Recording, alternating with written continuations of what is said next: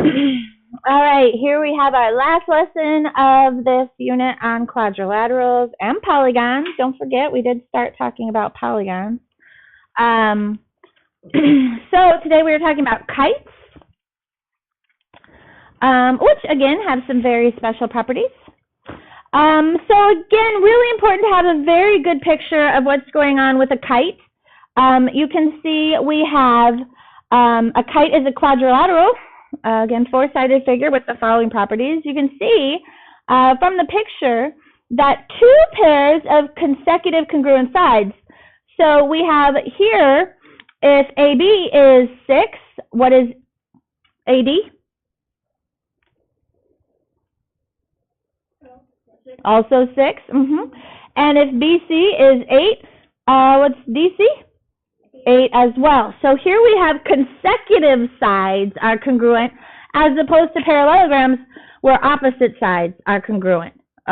So a little bit different, but we have consecutive sides. Now, again, if you're thinking about triangles here, it's important to recognize that here we have this triangle ABD that is isosceles. It's an isosceles triangle, and so if we have two congruent sides, what else do we have? Two congruent angles. Yeah, so these little base angles right here, angle ABE and ADE, those little base angles have to be congruent, again, because it's an isosceles triangle. All right, two congruent sides, and we got two congruent base angles, all right? And the same is true for this triangle on the other side. It's important to recognize, again, so we have, again, an isosceles triangle. So, again, if we have two congruent sides, then we have two congruent angles, right? So, again, we get these other base angles that have to be congruent as well. So CBE and CDE are also congruent. Now, it says if that exactly one pair of opposite angles are congruent. Can you imagine which pair of angles are congruent? Yeah, no, you're right. They're made up of the same parts. We've got here congruent angles, maybe they're 30, and these were like 60 each. Together they'd be 90 perhaps. But yeah, this big angle B here and big angle D, those are the pair of congruent angles. So, yeah, angle ABC, I didn't read that, it said it right there. Okay. You didn't read it either, did you? All right. So these big angle B and big angle D here are congruent right there. And a nice thing here, we have perpendicular diagonals. So we have a big right angle right here. Diagonals are perpendicular, and anytime we have perpendicular lines, what formula are we thinking about?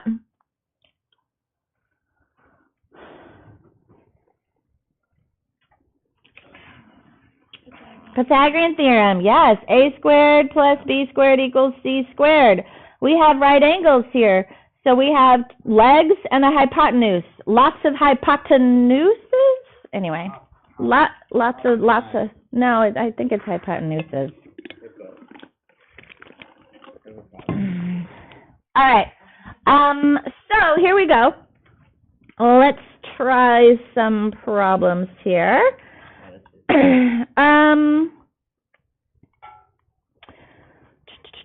Okay, so if each quadrilateral below is a kite, so they're telling us that we have a kite, then we know that consecutive sides are congruent. So in number 2 here, how do we find the measure of angle J, or what's the measure of angle J? 82, yes, because we have one pair of congruent angles between those consecutive sides, so it is also 82 degrees. And then how are we going to figure out the measure of angle K? No, we need a measure of an angle. I need to know what this angle is, not a length.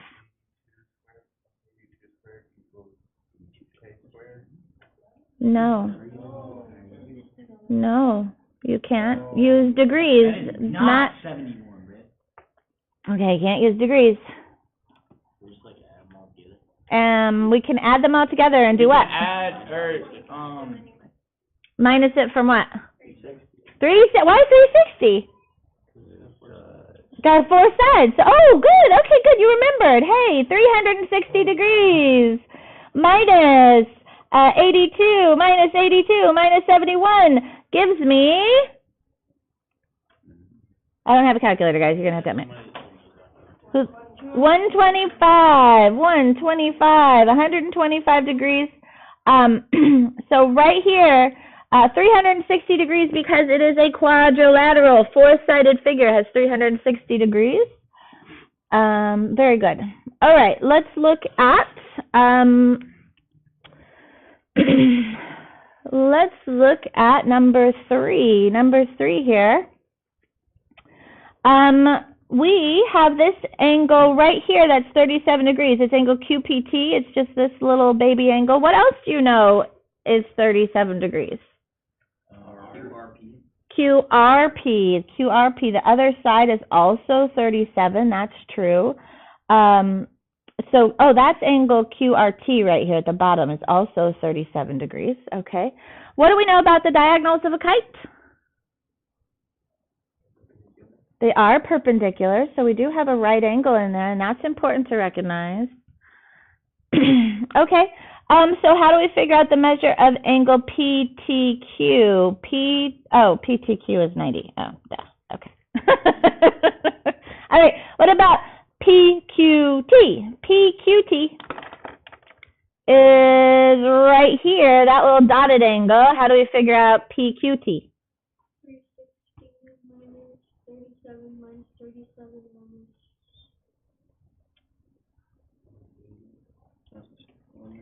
Yeah, you can look at the small triangle. Instead of the whole quadrilateral, we have a little tiny baby triangle right here. And so, because it's a triangle, we can do 180 minus 37 minus 90, which would be 53 degrees. Okay. All right, good, good, good.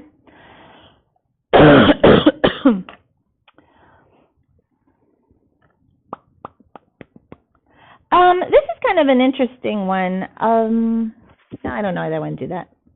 Let's look at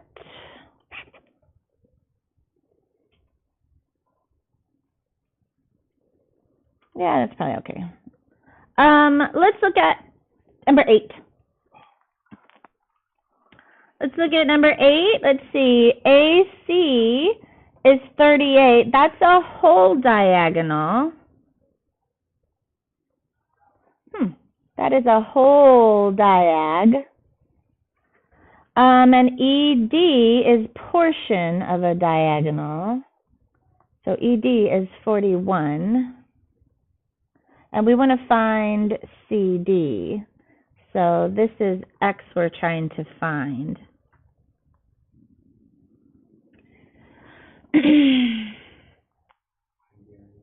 Pythagorean theorem with what? 38 is the whole diagonal. How do you figure 19? Do you think so? We weren't told that it was half. AC is equal 38 divided by 2 equals the whole second.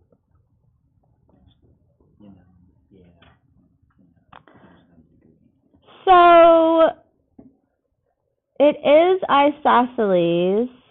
And so we know we have 2 congruent sides, and therefore 2 congruent angles.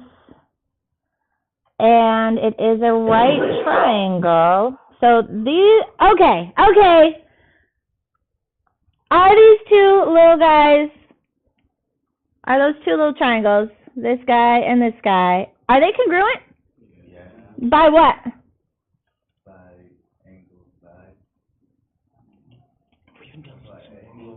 Angle, angle, side. Angle, angle, side. They are congruent by angle, angle, side. And if the triangles are congruent, then yes, these diagonals do, in fact, they are congruent. Those two little baby diagonals here, they are congruent. Is DE and EB, are they congruent? No. Not necessarily. So these parts are congruent. So yes, they are in fact both 19. So that diagonal does get bisected because we have congruent triangles. Okay, so now that I'm convinced of that, now we can use the Pythagorean theorem because we have a right triangle right here with sides of 19, 41, and a hypotenuse of x. So 41 squared plus 19 squared should be my x squared. Can you please put this in your calculator? What do you get?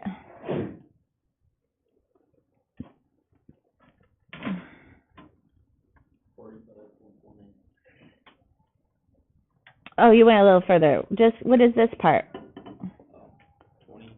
2042 equals x squared. And then we're going to square root both sides.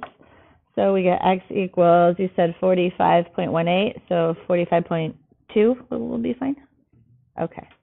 So CD is 45.2 units. Okay. Questions for me? Okay. Sounds great. You said this is our last lesson? That's a lot. Well, yeah. Page after page. That's a summary page, isn't it? I don't know that. Maybe. All right, number 11. Number 11. What do you know? Yeah, these opposite angles right here, these opposite angles are congruent. They're the angles between the pairs of congruent sides. So these we just get to say 13x minus 32 is equal to 7x plus 22. Do I need to solve for x? Okay. Same on number 12.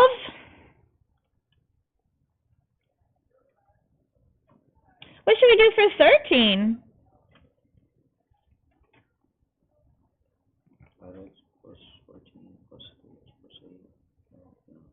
Let's say they all equal 360. They all. So we're missing an angle though. So.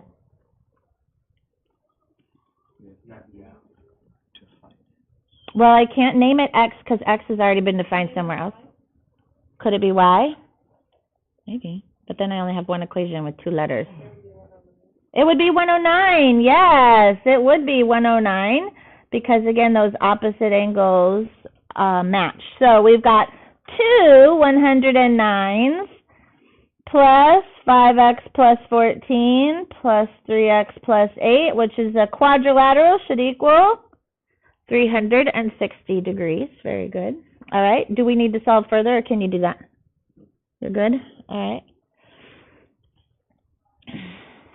What about number 14? What can we do on 14?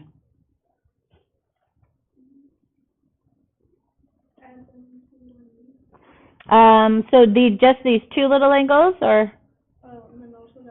And also the 90 degree angle. Okay, excellent. So you're saying we've got a little triangle here, and I know that it's got a right angle. So then 90 plus 9x plus 1 plus 23x minus 7 should equal 180 degrees because it's a little right triangle there. Okay, great. Good, good, good. Let's look at 15.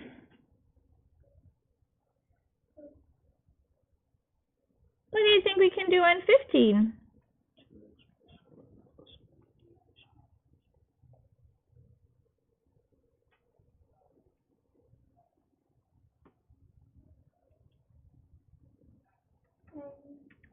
X plus 11 plus 90.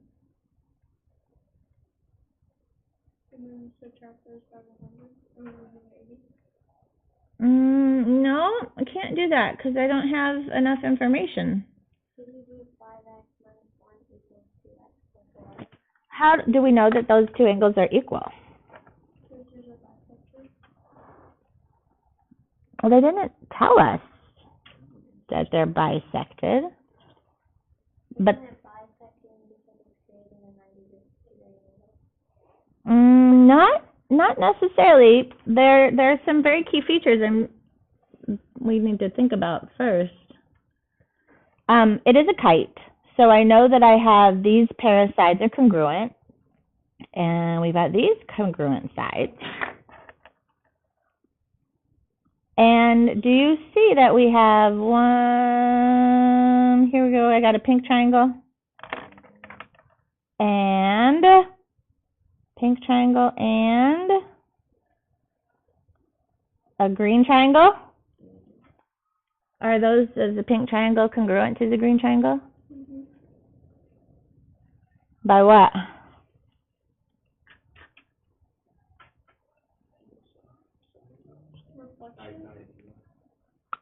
Not side angle side is true. But I was actually thinking a little bit easier. We have two pair of congruent sides, right? Is the third pair of congruent sides congruent?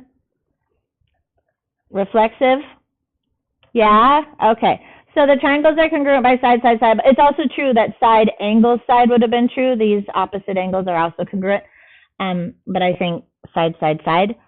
So these triangles are congruent. So then, yes, you are correct, Bella, that these angles happen to be congruent too by CPCTC. Congruent parts of congruent triangles are congruent. So yes, 5x minus 1 is equal to 2x plus 11. I love when I get to talk about congruent triangles again, just because it's good to remember that there's triangles everywhere. And when you know they're congruent, we also know lots of other things. So just to remind you that we have these congruence theorems. Okily dokily, I think that's probably okay. Yes, ma'am. All right, so any questions for me? Nope. All right, so probably really important to note on your congruent kites here, you know, that you have two pair of consecutive sides are congruent and right angles and opposite angles are congruent. That is a good thing to recognize. So, all right, let me pass out your homework.